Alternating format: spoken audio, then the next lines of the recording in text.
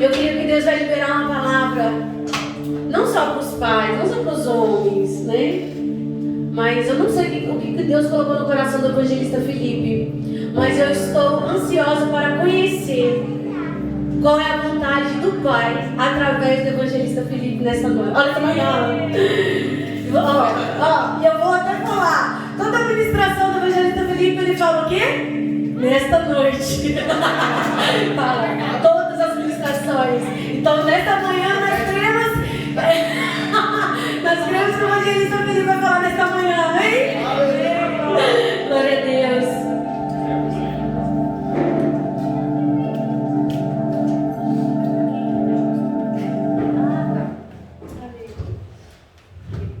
Pai do Senhor Jesus, quantos estão felizes nesta manhã?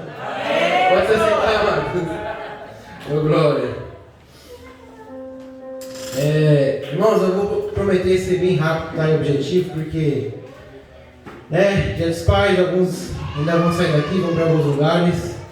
Nós vamos ter um café maravilhoso aí, então tem que dar tempo, né?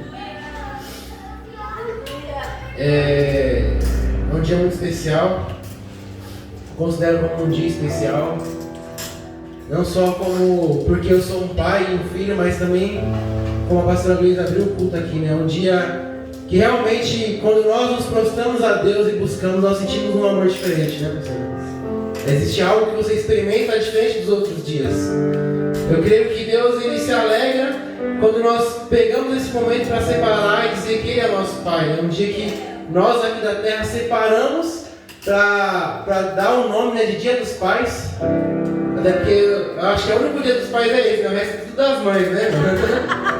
Nós temos que ter um dia pelo menos, né? E ainda assim nós, no nosso dia, o único dia do ano, nós oferecemos a Deus, né? Para dizer que Ele é nosso Pai.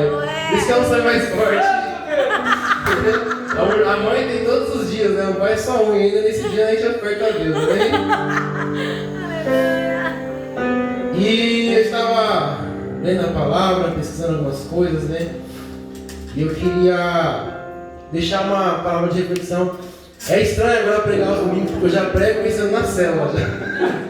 Já penso uma palavra boa para trazer no relacionamento da semana, né? E eu queria ser rápido aqui, mas trazer uma reflexão para você saber de quem você é filho. Porque eu acredito que hoje é um tempo onde nos outros dias não foi assim. Um dia onde nós vivemos mais orfandade nesses tempos, né? Quando nós falamos orfandade, eu não estou falando só simplesmente de pessoas que perderam seus pais, mas existem muitos órfãos de pais vivos. Amém? Eu fui um deles, né? Fui, em nome de Jesus. Amém. Pessoas que cresceram sem o seu pai presente, né? Acabou sendo órfão. Isso é tão sério porque Jesus, Ele ressuscitou.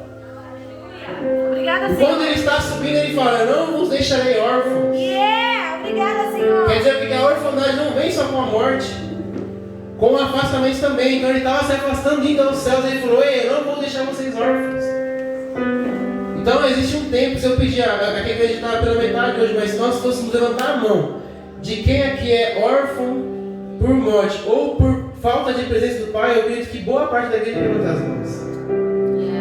Muitos hoje, eu por exemplo, eu fui órfão de pai vivo, né? Meu pai por um momento ele não teve presente na minha vida. E quanto mais os tempos se passam, mais eu encontro pessoas que viveram o que eu vivi. Hoje é raro você encontrar alguém que tem um pai em casa, um casamento restaurado, onde os pais ainda estão criando os filhos juntos. É raro, não é? O que Deus estabeleceu está se corrompendo. E eu queria trazer, infelizmente, diante dessa situação, nós muitas vezes nos vemos órfãos. Nós temos esse sentimento. E o que eu queria trazer aqui, que eu creio que em nome de Jesus, até o término desta reunião, ninguém aqui vai sair com um sentimento de orfandade na sua vida. Antes de nós começarmos, eu vou ler aqui uma palavra que vai ligar muito com o que a pastora ministrou sexta, né? A pastora ministrou, né, a palavra que o Senhor Jesus Cristo nos chamou para ser livre, né? Para a liberdade que Cristo vos libertou. Quando Paulo estava falando à igreja de Gálatas, esse versículo é importante porque Sempre quando você prega, eu queimo meu coração porque eu lembro de Lutero, né? Foi um dos versículos que Lutero, ao ler, buscou na época, né, ser protestante, né? Buscou a reforma. Foi através desse verso que ele viu que ele precisava ser livre da religião, e aí ele continuou, né, entender mais a palavra e o que a Bíblia queria dizer para ele sobre liberdade. Então, eu vou dizer um versículo aqui, porque vamos ler um pouco sobre Romanos hoje. O livro de Romanos é muito interessante para falar principalmente sobre libertação, porque quando Paulo começa a falar a carta aos Romanos, ele se apresenta como escravo de Cristo. E nem o outro ele fala isso, mas em Romanos ele fala: eu, apóstolo Paulo, escravo de Cristo, chamado para ser apóstolo. Então ele usa muito a escravidão como uma forma de ilustrar a mensagem que ele quer passar aos romanos. Até porque os romanos foi a carta que ele escreveu sem ter ido visitá-los. Ele tinha o desejo de visitar os romanos, mas o desejo diz assim que ele estava sendo impedido de ir para eles. Então ele escreveu essa carta, uma carta cheia de profundidade sobre a vida cristã e a base teológica que ele cria. Então quando ele começa falando de escravo, ele usa o versículo aqui, ó, Romanos 6,19. Gostaria que você abrisse aí, ou achei depois. Aleluia, Jesus. Glória a Deus, aleluia.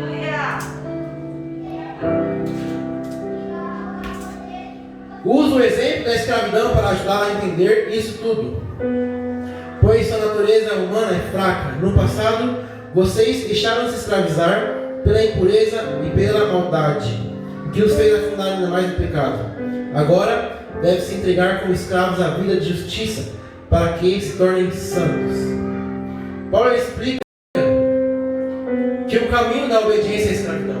Quando você escolhe ser escravo, você está escolhendo obedecer a alguém. Aleluia! E por isso ele usa essa forma de ilustrar. E antes de começar a falar um pouco sobre esse verso, eu queria falar um pouco sobre nós, né? Porque a Bíblia diz, nós acabamos de contar aqui que nós somos filhos de Deus. Mas eu queria que você entendesse de fato isso. Porque para nós sentirmos esse sentimento de filho, nós precisamos entender por que Deus nos fez filho. Porque até então, no início, nós éramos simplesmente criação. Né? Quando Deus te criou, Ele te formou como criação, Ele não te chamou de filho. Ele te fez como criação. E eu estava pesquisando algumas coisas, até descobri umas coisas científicas aí que eu estou me aprofundando, né? Que a ciência já consegue comprovar que existe uma assinatura de Deus em nós. Né? Quando os estudiosos específicos nessa área, eles começaram a ver através do DNA que algumas sequências de números se repetiam. Esses números são 10, 5, 8, 5. E quando nós pegamos a palavra em hebraico, nós vemos que antigamente não existia números. Né? Não se usava números. Eles usavam as próprias letras para representar números. E quando eles pegaram esses números e transformaram-os em letras hebraicas, apareceu a palavra YHWH, que é Yahvé, nosso Deus. Então você vê que existe essa assinatura dentro de você, Ele te criou. O Senhor te criou. Para se relacionar com você, para ter um sentimento com você. E no decorrer de tudo isso, nós vemos que o que aconteceu? Entrou o pecado e o pecado nos fez nos afastar de Deus. E ali ele fala o quê? Usa o exemplo da escravidão para ajudá-los a entender isso tudo, pois a sua natureza humana é fraca. No passado, vocês deixaram de escravidar pela impureza e pela maldade. Ponto. Eu queria trazer um pouco sobre o que significa a maldade. Né? E foi até o que a pastora até falou, né? Até mandei para ela depois a frase de Martin Luther King, né? Que ele fala que ele não se preocupa com o grito dos maus, mas sim com o silêncio dos bons. Então, como que eu posso dizer que eu sou uma pessoa boa, por exemplo? Eu preciso entender o que é maldade. Eu estava pesquisando algumas coisas, alguns homens que entendem muito sobre física e tudo mais, e ele disse que o mal não existe. Pô, como assim? Né? Lógico que existe, né? Porque realmente é uma questão aí fora que é muito questionável até pelos ateus. Pô, se Deus criou todas as coisas, por que Ele criou o mal? Só que quando nós pegamos a parte física, por exemplo, existe a palavra frio, mas na física o frio não existe. O frio é uma denominação de ausência de calor. A mesma coisa a escuridão ela não existe. A palavra escuridão é simplesmente uma denominação de ausência de luz. E assim também é a maldade. A maldade não existe, mas é uma denominação de uma pessoa que está sem Cristo. Então, quanto mais nós pecamos e se afastamos de Deus, mais habitará em nós a maldade. Que é simplesmente você estar afastado de Deus, que é o que Paulo fala.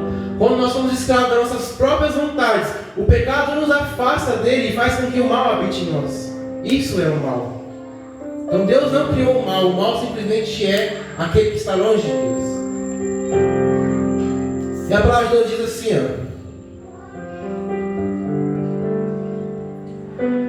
Romanos 8, 11, vou tentar ser mais rápido, tá, irmãos? E se o Espírito de Deus que ressuscitou Jesus dos mortos habita em você, o Deus que ressuscitou Cristo Jesus dos mortos dará vida ao seu corpo mortal por meio desse mesmo que habita em vocês. Mas assim ele diz, vós, porém, não são controlados pela natureza humana, mas pelo Espírito de Deus.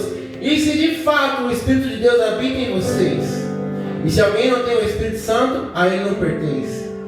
Então ele começa falando que o Espírito Santo ele pode habitar em nós. Amém? E no verso à frente ele diz que o Espírito que ressuscitou Jesus dos mortos traz vida para você. Nós sabemos que o pecado ele faz o quê? A Bíblia diz que o pecado, o salário do pecado é a morte. E quando você vê uma pessoa cheia de ódio e maldade, o que ela precisa? De vida, do Espírito Santo de Deus. Toda vez que você vê alguém lá fora com maldade no seu coração, não é porque ela é má, não. É porque ela precisa de Cristo, é porque ela está afastada de Deus. Santo Deus! Aleluia. Ela precisa que o Espírito adentre e a vivifique. A Bíblia diz que ele fala sobre se de fato o Espírito Santo está em você. Né? Porque existe uma forma para o Espírito Santo habitar em mim, amém? Eu não simplesmente nasço com o Espírito em mim.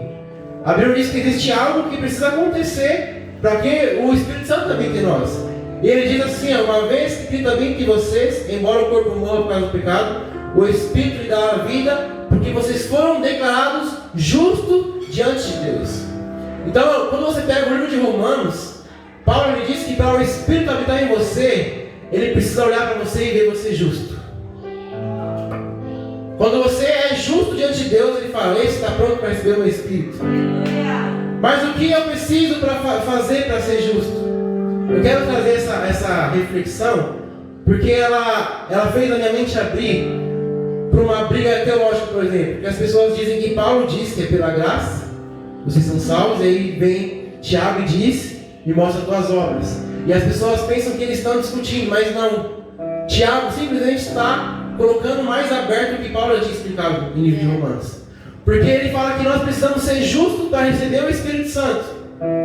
Só que Paulo diz que para você ser justo não é por suas obras.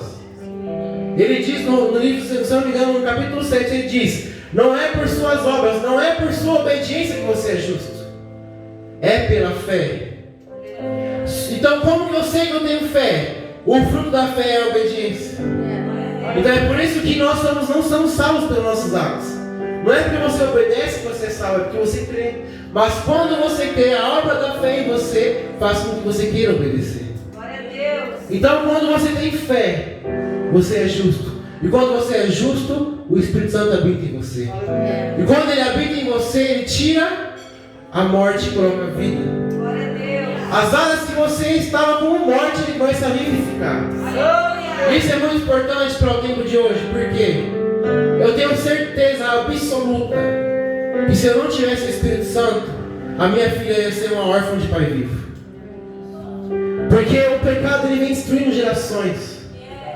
Você vê pais aí que não conseguem se relacionar com seus filhos, sabe por quê? Porque ele não teve um pai. Isso vai passando e passando e passando. E a obra do Espírito Santo é vir dentro de nós, nos vivificar, para que nós podemos fazer as coisas da maneira correta. Obrigada, Senhor. Obrigada, Pai. Aleluia! Santo Deus! E quando o Espírito Santo entra em nós, ele começa, como nós estamos falando de orfandade, ele começa a trabalhar isso dentro de você. Quando nós continuamos no versículo, ele diz assim, lá no 15, 8:15. Pois vocês não receberam o Espírito que os torne de novo escravos, medrosos, mas sim o Espírito de Deus, que os adotou como seus próprios filhos. Obrigada, Deus. Obrigada. Então, a partir do Deus, porque nós cremos. E por isso nós começamos a obedecer. A Bíblia diz que Ele vem, habita em nós e ainda nos dá poder para ser filho. Ele está dizendo agora, vocês não é simplesmente uma criação, você é parte de mim, você é meu filho. Aleluia! E Ele começa a trabalhar dentro de você e começa a tirar todo o espírito de orfandade e começa a colocar amor. Aleluia! Porque Ele diz assim, continuando, agora nós o chamamos a papai. Então existe agora, porque a partir daqui você é filho. Então eu não sei se você até hoje você andou nesse sentimento de orfandade. Se isso está te atrapalhando até se relacionar com os seus filhos, ou talvez trazendo medo de ser pai, por exemplo. Eu quero dizer que existe um antes e depois do Espírito Santo. Como ele diz, agora nós chamamos a papai. Quer dizer o quê? Aquele que começa a crer em Jesus, recebe o Espírito, a partir daqui ele começa a receber um Espírito de pai. Ele começa a receber um sentimento de amor de um pai para filho, que vem do próprio Deus. Ele diz, pois o seu Espírito confirma o nosso Espírito que somos filhos de Deus. Então o Senhor hoje Ele quer nos tirar todo esse sentimento. Tudo isso que nos atrapalha de viver o que Deus tem para nós, que nos barra de viver, de obedecer as Escrituras por conta desse espírito de orfandade. O Senhor quer tirar isso de nós. O Senhor quer tirar isso dos seus filhos. Ele diz assim, continuando, se somos filhos de Deus, então também somos seus herdeiros e portanto cordeiros com Cristo. Se de fato participamos do seu sofrimento, participaremos também da sua glória. Então todas as vezes que nós nos declaramos filhos de Deus, a Bíblia diz que nós somos cordeiros de tudo aquilo que Deus deu para Jesus. Tudo aquilo que o Senhor, através do sacrifício de Jesus, Ele concedeu a Jesus Cristo, nós também seremos co-participantes. Só que aí já vai entrar numa outra questão de maturidade, né? Porque o próprio o verso que a pastora leu, Gálatas, diz que se nós somos filhos, mas não estamos maduros, nada nos difere de um escravo.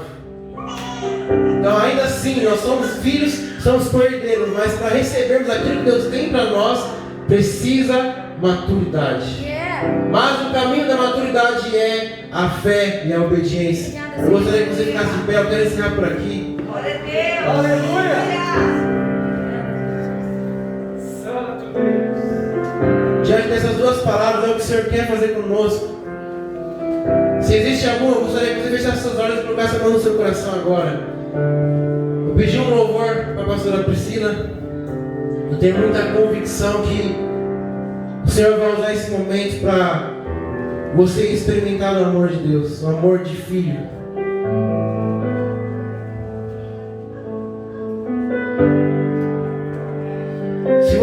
Se existe algo dentro de você que ainda te bloqueia de receber o amor de Deus, se existe aí um espírito de orfandade, eu queria que você colocasse a mão no seu coração agora e começasse a orar, pedindo para o Senhor invadir o seu ser agora. O Senhor quer demonstrar todo o amor dele, todo o amor de um pai que ele tem para um filho. E ainda mais, Ele quer que você seja cordeiro com Cristo. Ele quer que você receba aquilo que Ele tem para você. Então, como foi dito, eu não sei há quanto tempo você não olha para Jesus e diz, você não olha para o nosso Deus Pai e o chama de Abba Pai. A palavra Abba, ela vem de um sentimento de paizinho. A palavra Abba te traz mais a proximidade de Deus. Abba não é simplesmente pai, ela significa paizinho. Eu não sei há quanto tempo você não se relaciona com Cristo, você não se relaciona com Deus. Eu não sei há quanto tempo esse sentimento entre você e Ele está frio ou afastado. Eu não sei por quanto tempo você tem se afastado de Deus por conta do pecado. Mas Ele quer restaurar isso essa noite. Ele está dizendo para você, você não é órfão. Você não é órfão. Jesus disse, eu não vos deixarei órfãos. Oh, aleluia, Jesus. Nós oramos, Jesus, neste momento.